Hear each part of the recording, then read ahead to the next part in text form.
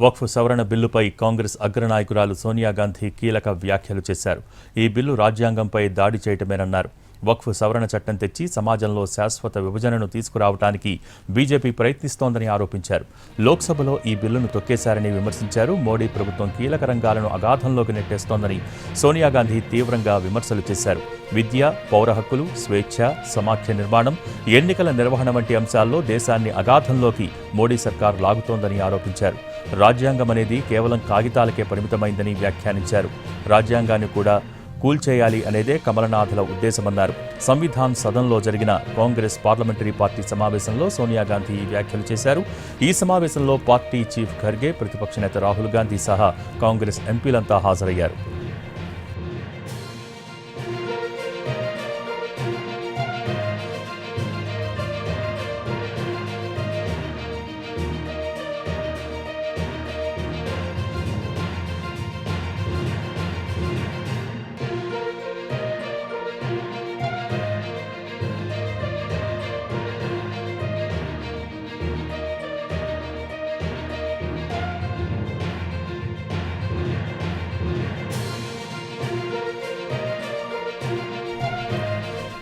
మోడీ ప్రభుత్వ వైఫల్యాలను, ఉద్దేశాలను ప్రజలకు బహిర్గతం చేయాలని పార్టీ ఎంపీలకు సోనియా గాంధీ పిలుపునిచ్చారు.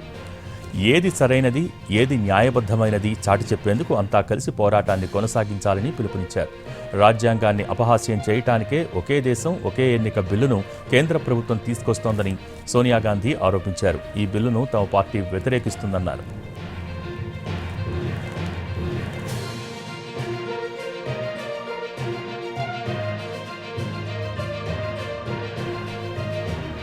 పార్లమెంటులో ప్రతిపక్షాలను మాట్లాడేందుకు సమయం ఇవ్వట్లేదని సోనియా విమర్శించారు. బీజేపీ సభ్యులు కాంగ్రెస్ పాలిత రాష్ట్ర ప్రభుత్వాలను టార్గెట్ చేశాయని ఆరోపించారు. సర్కారు వైఫల్యాలను ఎత్తిచూపే విషయంలో పార్టీ ఎంపీలు కూడా అంతే దూకుడుగా వ్యవహరించాలని ఆదేశించారు.